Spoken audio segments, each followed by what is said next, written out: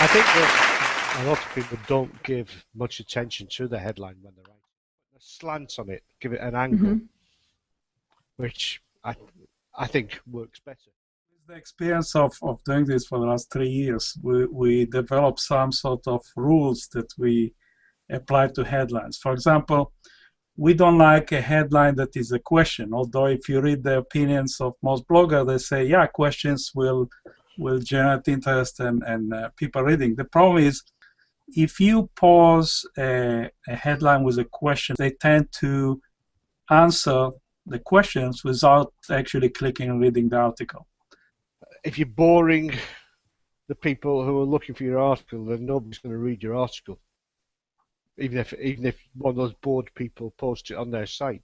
We try to have the headline as short as possible. If you put it on Twitter and you have only 140 characters, you want to allow space for the people that will retweet it to add some of their comments to it. I used to use something for fun called link bait generator. You can go to linkbaitgenerator.com. If you're like kind of hitting a dry spot, you can enter in a couple of keywords and it'll kind of spit out a random headline or title. You know, if I'm going to write 3 tips to get your SEO going, somebody else will write an article 10 tips to get your SEO going. Yeah, so you're never gonna win in that case by putting a numeric value. So basically, one article say 3 tips and one article that say 10 tips. Which one you choose to start reading? 10 tips, even if there's. You're probably gonna go for a 10 tip. Yeah, I was just looking at one of the contest pages on MyBlogGuest, and one of the headlines that Dangerous Lee used, dramatic makeup without looking like a drag queen.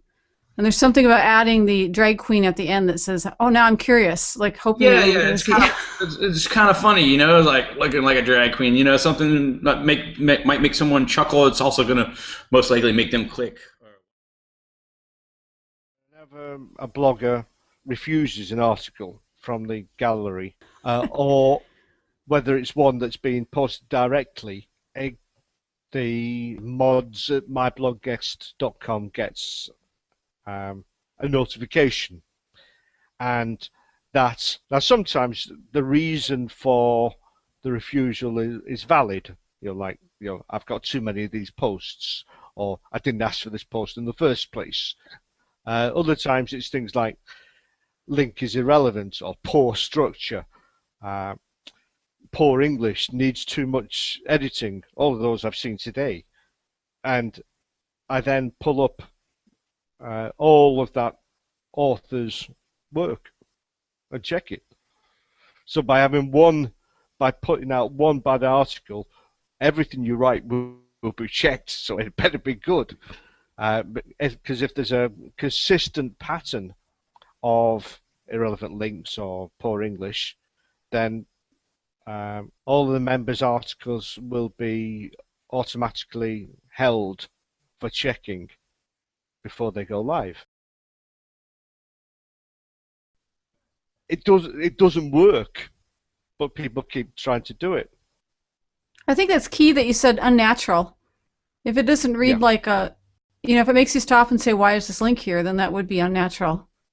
And it doesn't work. You can't put a location into a non-location specific article. Or put the location in the title, or move the location link into the bio.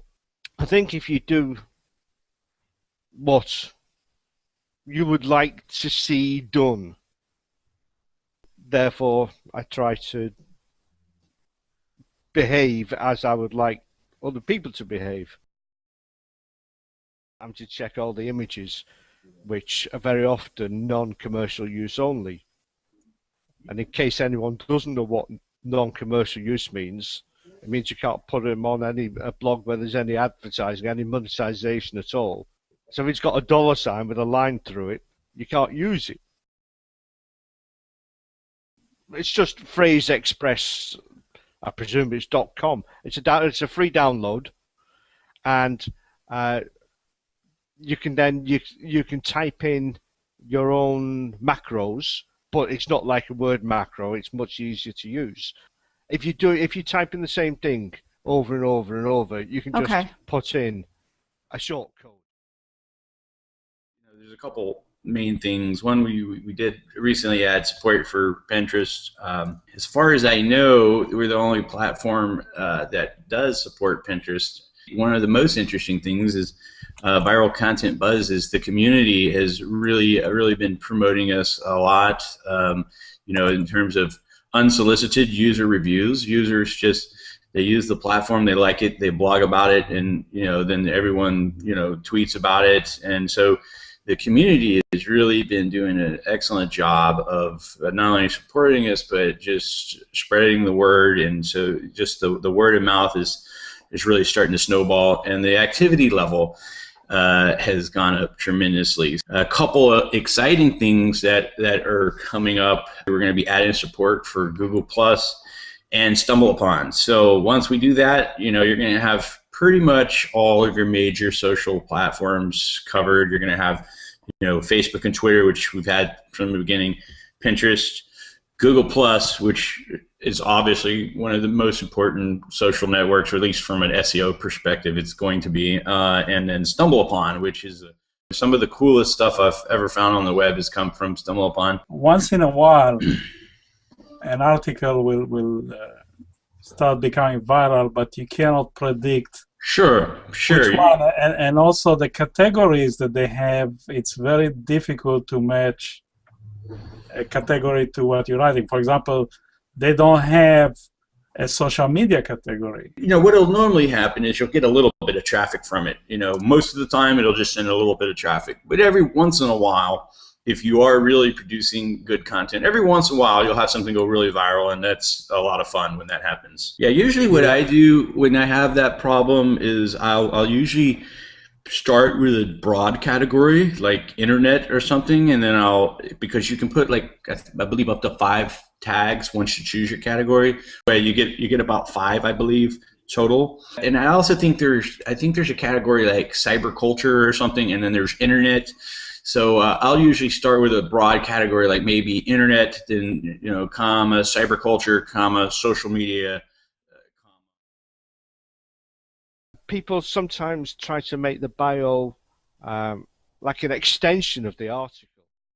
Phil Turner's been advising his parents again on trying to get them to switch energy company. At the moment they are with npower, and npower is my link, Well, it has kind of a little comical, intriguing, interesting way that it reads. It's like you're continuing the creative aspect of your writing in the bio. The bio is the reason that most of us are writing. To get the publicity, to get the link back, and so on.